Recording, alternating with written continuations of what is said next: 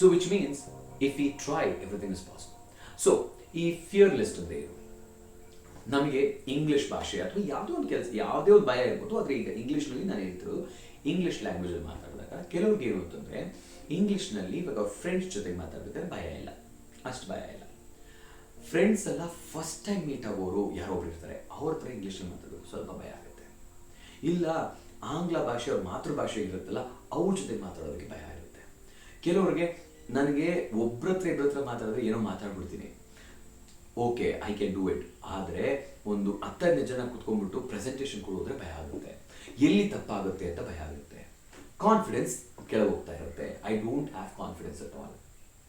So ಈ ಕಾನ್ಫಿಡೆನ್ಸ್ನ ಹೇಗೆ build ಮಾಡೋದು? ನಾನು ಯಾವಾಗ ಹೇಳೋದೇನು ಅಂತಂದರೆ, ನಿಮ್ಮ ಕೈಯಲ್ಲಿ ಒಂದು 5,000 ರೂಪಾಯಿ ನಿಮ್ಮ ಪಾಕೆಟಲ್ಲಿ ಇದ್ದರೆ, ನೋಟು 5,000 ರೂಪಾಯಿ ಇದ್ದರೆ, ಬೈ ಚಾನ್ಸ್ ಏನೋ ಒಂದು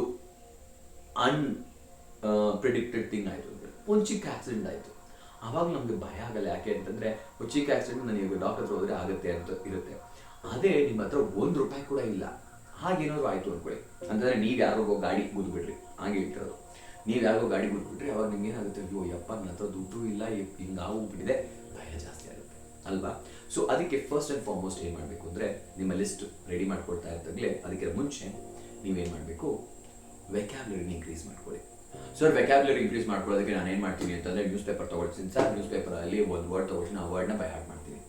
ಆ ವರ್ಡ್ ನಾನು ಯೂಸೇ ಮಾಡ್ತಿಲ್ಲ ಅಂತಂದರೆ, ಆ ವರ್ಡ್ ನನಗೆ ಯೂಸೇ ಬರ್ತಿಲ್ಲ ಅಂತಂದರೆ, ಕಾಮನ್ ಆಗಿ ನಿಮಗೆ ಯಾವತ್ತೂ ಬೇಕಾಗುವಂಥ ವರ್ಡ್ಸ್, ನಿಮ್ಮ ಕೆಲಸ ಇರ್ಬೋದು, ಕಾಲೇಜಲ್ಲಿ ಇರ್ಬೋದು, ಮನೇಲಿ ಇರ್ಬೋದು, ಎಲ್ಲಾದರೂ ಇರಲಿ, ಅಲ್ಲಿ ಕಾಮನ್ ಆಗಿ ಬೇಕಾಗಿರುವಂಥ ವರ್ಡ್ಸ್ ಅದನ್ನು ಕಲೀರಿ.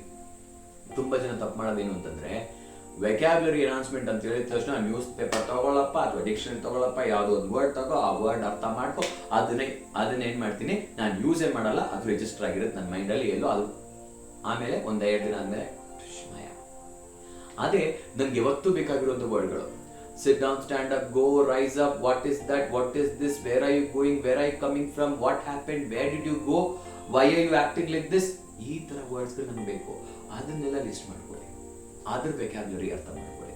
ನಿಮ್ಮ ಮಾತೃಭಾಷೆ ಗೊತ್ತಿದೆ, ಆ ಮಾತೃಭಾಷೆಯಲ್ಲಿ ಎಲ್ಲ ವರ್ಡ್ಸ್ ಮಾಡ್ಕೊಳ್ಳಿ, ಅದರ ಅರ್ಥ ಇಂಗ್ಲೀಷಲ್ಲಿ ಮಾಡ್ಕೊಳ್ಳಿ. ಅದನ್ನು ಲಿಸ್ಟ್ ಮಾಡಿಕೊಂಡು ಇಂಗ್ಲೀಷಲ್ಲಿ ಮಾತಾಡೋದು ಟ್ರೈ ಮಾಡಿ. ಅರ್ಥ ಆಗ್ತಿದೆಯಾ? ಅದಾದಮೇಲೆ ಈಗ ನಾನು ಹೇಳಿದ್ನಲ್ಲ ಫಿಯರ್ ಲಿಸ್ಟು, ನನಗೆ ಇಷ್ಟು ಇವ್ರ ಹತ್ರ ಮಾತಾಡಿದ್ರೆ ಇದು ನನ್ನ ಚಿಕ್ಕ ಫಿಯರ್, ಇದನ್ನು ಬೇಕಾದ್ರೆ ನಾನು ಏನು ಮಾಡ್ಕೋಬೋದು, ಕ್ಲಿಯರ್ ಮಾಡ್ಬೋದು. ಈಗ ರೀಸೆಂಟಾಗಿ ನಾನು ಒಂದು ಶೋ ನೋಡ್ತಿದ್ದೆ, let me not mention name of it. ಅಲ್ಲಿ ಏನು ಮಾಡಿದ್ರು ಅಂತಂದರೆ, ಒಂದು ಟಾಸ್ಕ್ ಕೊಟ್ಟಿದ್ರು ಜನರಿಗೆ, ಏನು ಅಂತಂದರೆ ಬಟ್ಟೆ ಎಲ್ಲ ಹೋಗೋದು ಕ್ಲೀನ್ ಮಾಡಬೇಕು ಅಂತ. ಅದಾದಮೇಲೆ ಮಾರ್ನಿಂಗ್ ಟಾಸ್ಕಲ್ಲಿ ಏನಂತ ಹೇಳಿದ್ರು ಅಂತಂದರೆ, ನೋಡಪ್ಪ ನೀವೇನು ಮಾಡಬೇಕು ಅಂತಂದರೆ, ಒಬ್ರೊಬ್ರು ನೀವು ಅಕೌಂಟ್ ತೊಗೊಂಡು ನೀವೇನು ಮಾಡಬೇಕು, ಇವ್ರನ್ನ ಏನಿಲ್ಲಪ್ಪ ಜಸ್ಟ್ ಒಂದು ಬಟ್ಟೆ, ಆ ಬಟ್ಟೆನ ನೀರಲ್ಲಿ ಅದ್ದಿ ಎತ್ತಿದ್ರೆ ಕೊಳೆಲ್ಲ ಹೋಗುತ್ತೆ, ಇಲ್ಲ ಇದಕ್ಕೆ ಒಂದು ಸ್ವಲ್ಪ ಸೋಪ್ ತಿಕ್ಕಿ ಬ್ರಷಲ್ಲಿ ತಿಕ್ಕಿದ್ರೆ ಮಾತ್ರ ಹೋಗುತ್ತೆ, ಇಲ್ಲ ಇದನ್ನು ಯಾತ್ ಹೋಗಿದ್ರೆ ಮಾತ್ರ ಇದು ಕ್ಲೀನ್ ಆಗುತ್ತೆ. ಆ ರೀತಿಯಲ್ಲಿರುವಂಥ ವ್ಯಕ್ತಿಗಳು ಅಂತಂದರೆ 3 ರೀತಿಯಲ್ಲಿರುವಂಥ ವ್ಯಕ್ತಿಗಳು ಯಾರ್ಯಾರು ಅಂತ ಹೇಳಬೇಕು ಅಂತ. ಅದೇ ರೀತಿಯಲ್ಲಿ ನಿಮ್ಮ ಫಿಯರ್ನ ಬರ್ಕೋಬೇಕು. ಏನು ಇದು ನಾನು ಸ್ವಲ್ಪ ಪ್ರಯತ್ನ ಪಟ್ಬಿಟ್ರೆ ಇದು ಕ್ಲಿಯರ್ ಆಗೋಗುತ್ತೆ, ಇದನ್ನು ನಾನು ಸ್ವಲ್ಪ ಉಜ್ಬೇಕು, ಇದನ್ನು ನಾನು ಸ್ವಲ್ಪ ಜಾಸ್ತಿನೇ ಕಷ್ಟಪಡಬೇಕು. ಆ ರೀತಿಯಲ್ಲಿ ನಿಮ್ಮ ಸ್ಟೆಪ್ ಬೈ ಸ್ಟೆಪ್ ಲೆವೆಲ್ ಬರ್ಕೊಳ್ಳಿ. ಭಯ ಅಂದರೆ ಇಂಗ್ಲೀಷ್ನಲ್ಲಿ ನನಗೆ ಹಿಂಗೆ ಹೇಳೋದಕ್ಕೆ ಭಯ ಆಗುತ್ತೆ, ಈ ಜನರ ಮುಂದೆ ನನಗೆ ಇಂಗ್ಲೀಷ್ ಮಾತಾಡೋ ಭಯ ಆಗುತ್ತೆ.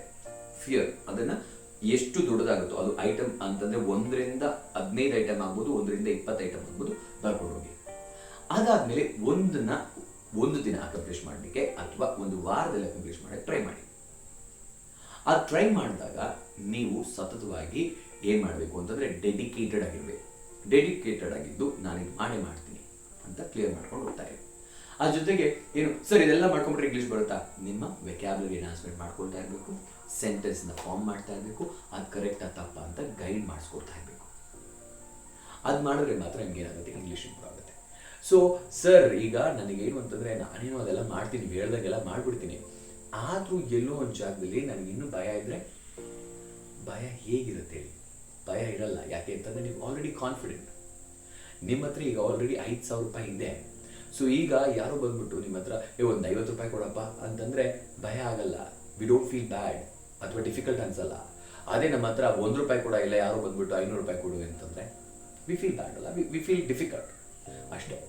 ಇದು ನಾನು ಸಿಂಪಲ್ ನಮ್ಮ ಭಾಷೆಯಲ್ಲಿ ಮಾತನಾಡ್ತಿದ್ದೀನಿ. ಯಾಕೆಂತಂದರೆ ಇದಕ್ಕೆ ಹಾಗೆ ಮಾಡಿ ಹೀಗೆ ಮಾಡಿ ಅಂತ ನಾನು ಟೆಕ್ನಿಕಲ್ ವರ್ಡ್ಸ್ ಎಲ್ಲ ಯೂಸ್ ಮಾಡ್ತಿಲ್ಲ. ಸಿಂಪಲ್ ಆಗಿ ಮಾಡುವಂಥ ಕೆಲಸ ಇದು. ಸೊ ವೆಕ್ಯಾಬ್ಲರಿ ಇರಲೇಬೇಕು, that is bank balance increase ಮಾಡ್ಕೊಳ್ತಾನೆ ಇರಬೇಕು, ಸೆಂಟೆನ್ಸ್ನ ಮಾಡ್ತಾನೆ ಇರಬೇಕು, ಅದ್ರ ಜೊತೆಗೆ ಈ ಫಿಯರ್ಗಳನ್ನ ನೀವು ಸ್ಟ್ರೈಕ್ಔಟ್ ಮಾಡ್ತಾನೆ ಇರಬೇಕು. ಒಂದು ಸ್ಟ್ರೈಕ್ಔಟ್ ಮಾಡ್ತಾ ಇರಿ. ಈ ಸ್ಟ್ರೈಕ್ಔಟ್ ಮಾಡ್ತಾ ಇದ್ದಾಗ ಏನಾಗುತ್ತೆ ಅಂತಂದರೆ ನಿಮಗೆ ಕಂಫರ್ಟಬಲ್ ಆಗಿ ಮಾತನಾಡಲಿಕ್ಕೆ ಶುರು ಮಾಡ್ಕೊಳ್ತೀರ. ಮತ್ತು ಕೆಲವ್ರಿಗೇನು ಅಂತಂದರೆ ಒಂದು ಪ್ಲ್ಯಾಟ್ಫಾರ್ಮ್ ಇರಲ್ಲ. ಪ್ಲ್ಯಾಟ್ಫಾರ್ಮ್ ಅಂತಂದರೆ ಯಾರ ಜೊತೆಗೆ ಮಾತಾಡಲಿ, ಪ್ರಾಕ್ಟೀಸ್ ಮಾಡಲಿ, ಇದಕ್ಕೆಲ್ಲ ಪ್ರಾಕ್ಟೀಸ್ ಬೇಕು. ಸೊ ಇನ್ಸ್ಟಿಟ್ಯೂಟ್ಸ್ ಇದೆ, ಹಲವಾರು ಇನ್ಸ್ಟಿಟ್ಯೂಟ್ಸ್ ಇದೆ, ಅದಕ್ಕೆ ಸೇರ್ಕೊಳ್ಳಿ. ಇಲ್ಲ ನಿಮಗೆ ಫ್ರೆಂಡ್ಸ್ ಇದ್ದಾರೆ, ಒಂದು 5-6 ಜನ ಫ್ರೆಂಡ್ಸ್, ಇವಾಗ ನಾನು ಇಂಗ್ಲೀಷಲ್ಲಿ ಕಲಿಬೇಕು ಅಂತಿದ್ದೀನಿ, ನೀನು ಇಂಗ್ಲೀಷ್ ಕಲಿಬೇಕು ಅಂತಿದ್ದೀನ, ಮಾತಾಡ್ಕೊಳ್ಳೋಣ, ಹಂಗೆ ಮಾಡಿ. ಇದು ಯಾವುದೂ ಆಗಲಿಲ್ಲ ಅಂತಂದರೆ ಎಂಟ್ರಿ ಆಪ್ನವರು ಹೊಸ ಪ್ರೋಗ್ರಾಮ್ ತಂದಿದ್ದಾರೆ. ಆ ಪ್ರೋಗ್ರಾಮಲ್ಲಿ ಪ್ಲ್ಯಾಟ್ಫಾರ್ಮ್ಗಳು ಅರೇಂಜ್ ಆಗ್ತಿದೆ. ಏನು ಅಂತಂದರೆ ನೀವು ವರ್ಚುವಲ್ ಆಗಿ ಎಲ್ಲಿ ಬೇಕಾದರೂ ಹೇಗೆ ಬೇಕಾದ್ರೂ ಕೂತ್ಕೊಂಡು ಲ್ಯಾಂಗ್ವೇಜ್ ಕಲಿಯುವಂಥ ಒಂದು ಆಪರ್ಚುನಿಟಿ, ಅದನ್ನು ಮಾಡ್ಕೊಳ್ಳಿ. So make best use of the technology that you have. ಈ ರೀತಿಯಲ್ಲಿ ನೀವು ಇಂಪ್ರೂವ್ ಆಗಲ್ಲ ಅಂತ ಹೇಳೋಕ್ಕೆ ಆಗಲ್ಲ. ಈ ರೀತಿಯಲ್ಲಿ ನಿಮ್ಮ ಇಂಗ್ಲೀಷ್ನ ನೀವು ಬೇಡ ಅಂತಂದ್ರೂ ಇಂಗ್ಲೀಷ್ ಇಂಪ್ರೂವ್ ಆಗುತ್ತೆ. ಅರ್ಥ ಆಯ್ತಲ್ಲ? ಸೊ ಈ ಫಿಯರ್ಸ್ ಬರ್ಕೊಳ್ಳಿ, ಫಿಯರ್ಸ್ನ ಸ್ಟ್ರೈಕ್ ಆಫ್ ಮಾಡ್ಕೊಳ್ಳಿ. ಈ ಫಿಯರ್ಸ್ ಒಂದೊಂದೇ ಬರ್ತಾ ಇದ್ದಾಗ ಇದನ್ನು ಹೇಗೆ ನಾನು ವಿನ್ ಮಾಡ್ಕೋಬೇಕು ಅಂತ ಪ್ಲಾನ್ ಮಾಡ್ಕೋಬೇಕು. ಏನು, ಈಗ ಒಬ್ಬರ ಹತ್ರ ಮಾತಾಡೋಕೆ ಆಗ್ತಿಲ್ಲ, ಟ್ರೈ ಮಾಡಿ ಒಬ್ಬರ ಹತ್ರ ಮಾತಾಡೋಕ್ಕೆ ಏನಾಗ್ತದೆ. ಸೊ ಒಂದು ಹೇಳ, ಇದು ತುಂಬ ನಮಗೆ ನಾನು ಮಾಡಿದ್ರೆ ಏನಾಗ್ಬಿಡುತ್ತೋ ಅನ್ನೋ ಭಯದಿಂದ ನಾವು ಮಾಡಕ್ಕೆ ಹೋಗಲ್ಲ. ಒಂದ್ಸರಿ ಮಾಡಿದಾಗ ಓ ಇಷ್ಟೇನಾ ಅಂತ ಅನ್ಸುತ್ತೆ.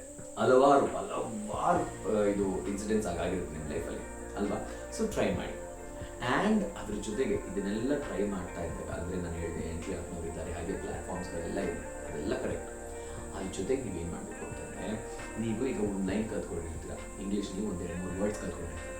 ಆ ವರ್ಡ್ಸ್ನ ನೀವೇನು ಮಾಡಬೇಕು, ನಿಮ್ಮ ಡೈಲಿ ಲೈಫ್ನಲ್ಲಿ ಮಾತಾಡ್ತಿದ್ದ ಕನ್ನಡದಲ್ಲೇ ಮಾತಾಡ್ತಾ ಇರಿ. ಅದ್ರ ಜೊತೆಗೆ ಅಲ್ಲಿ ಇಲ್ಲಿ ಆ ಇಂಗ್ಲೀಷ್ ವರ್ಡ್ಸ್ನ ಯೂಸ್ ಮಾಡ್ಕೊಳ್ಳಿ. ಹಾಗೆ ಏನಾಗುತ್ತೆ ಅಂದರೆ ನೀವು ಹೇಳ್ತಾ ಇದ್ದಾಗೆ ನಿಮ್ಮ ಮೈಂಡ್ ರಿಜಿಸ್ಟರ್ ಆಗ್ತಾ ಇರುತ್ತೆ. ಫಾರ್ ಎಕ್ಸಾಂಪಲ್, ಒಬ್ಬರು ನೋಡ್ತೀರಪ್ಪ, hi how are you, good morning, ಸಾಕು. ಅದನ್ನು ಸರ್ ಅದಾದ್ಮೇಲೆ ಅವ್ರು ಇಂಗ್ಲೀಷಲ್ಲಿ ಹೇಳೋದು ಕನ್ನಡದಲ್ಲಿ ಆನ್ಸರ್ ಮಾಡಿ, ನೋ ಪ್ರಾಬ್ಲಮ್. ನನಗೆ ಇಷ್ಟ ಬರೋದು ಇಂಗ್ಲೀಷು, ನಾನು ಆಮೇಲೆ ಕಲ್ತ್ಕೊಂಡು ಇನ್ನು ಫುಲ್ ಮಾತಾಡ್ತೀನಿ, ಹೇಳಿ, ನೋ ಪ್ರಾಬ್ಲಮ್. ಹೋಗ್ತಾ ಇದ್ದೀರಾ, hey bye man, thank you, have a nice day, ಹೇಳಿ ಇಂಗ್ಲೀಷ್ನಲ್ಲಿ. ಕನ್ನಡದಲ್ಲಿ ಏನೋ ಮಾತಾಡ್ತಾರೆ, ಇಲ್ಲ ಮಗ ಅಲ್ಲಿ ತುಂಬ ಬಿಸಿಲು, oh I am feeling very tired, ಹೇಳಿ. ಈ ಥರ ವರ್ಡ್ಸ್ಗಳನ್ನ ನೀವು ಕಲ್ತ್ಕೊಂಡು ಇಂಗ್ಲೀಷ್ ಕನ್ನಡದಲ್ಲಿ ಮಾತಾಡ್ತಿದ್ದಾಗ ಅಲ್ಲಿ ಇಲ್ಲಿ ಯೂಸ್ ಮಾಡ್ಕೊಳ್ಳಿ. ಆಗೇನಾಗುತ್ತೆ ಅಂದರೆ ಕಾನ್ಫಿಡೆನ್ಸ್ ತಾನಾಗೆ ಬಂದ್ಬಿಡುತ್ತೆ. ನಾನು ಹೇಳ್ತಿರೋದು ನೀವು ಟ್ರೈ ಮಾಡಿಬಿಟ್ಟು ಆಗಲಿಲ್ಲ ಅಂತಂದರೆ ನಾನು ಅಡ್ರೆಸ್ ಕೊಡ್ತೀನಿ, ಬಂದು ಮಾತಾಡಿ. ಅರ್ಥ ಆಗ್ತಿದಿಲ್ಲ? So try level best to practice. ನಾನು ಹೇಳಿದ ಥರ ಈ ಲಿಸ್ಟ್ ಮಾಡ್ಕೊಳ್ಳಿ, ಆ ಲಿಸ್ಟ್ನ ಅಕಾಂಪ್ಲಿಷ್ ಮಾಡ್ಕೊಳ್ಳಿ. ಈ ಲಿಸ್ಟ್ನ ಮಾಡಿಬಿಟ್ಟು ನಿಮ್ಮ ಮನೆಯಲ್ಲಿ ಯಾವುದೋ ಒಂದು ಜಾಗದಲ್ಲಿ ನಿಮ್ಗೆ ಎಲ್ಲಿ ಜಾಗ ಇರುತ್ತೋ ಅಥವಾ ನಿಮ್ಮ ಬುಕ್ಕಲ್ಲಿ ಎಲ್ಲೋ ಒಂದು ಜಾಗದಲ್ಲಿ ಬರೆದ್ಬಿಟ್ಟು ಒಂದೊಂದು ಅಚೀವ್ಮೆಂಟ್ ಮಾಡ್ಕೊಂಡಾಗ ಸ್ಟ್ರೈಕ್ ಆಫ್ ಮಾಡ್ತಾ ಇದೆ. ಓ ಇವತ್ತು ನಾನು ಮಾತಾಡ್ಬಿಡ್ನಪ್ಪ, ನನಗೆ ಈ ಸೆಂಟೆನ್ಸ್ ಈಸಿಯಾಗಿ ಮಾತಾಡಿದೆ, ಅಥವಾ ಈ ಥರ ಹೇಳಿದ್ರು. ಚಿಕ್ಕ ಸೆಂಟೆನ್ಸ್ ಇರಲಿ, ನಾನು ಒಬ್ಬರ ಹತ್ರ ಮಾತಾಡೋದು ಭಯ ಪಡ್ತಿದ್ದೆ, ಈಗ ಯಾರೋ ಒಬ್ರು ಸಿಕ್ಬಿಟ್ರೆ ನಾನು ಮಾತಾಡ್ಬೋದು, ಕಾನ್ಫಿಡೆಂಟ್ ಆಗಿ ಮಾತಾಡೋಕೆ ಆಗ್ತಾ ಇದೆ. 1 ವಾರ ಫುಲ್ ಅದನ್ನೇ ಮಾಡಿ, 2 ವಾರ ಮಾಡಿ, 3 ವಾರ ಮಾಡಿ, ನೆಕ್ಸ್ಟು ಹಾಗೆ ಮಾಡ್ಕೊಳ್ಳಿ, ಪ್ರಾಕ್ಟೀಸ್ ಮಾಡ್ಕೊಳ್ಳಿ.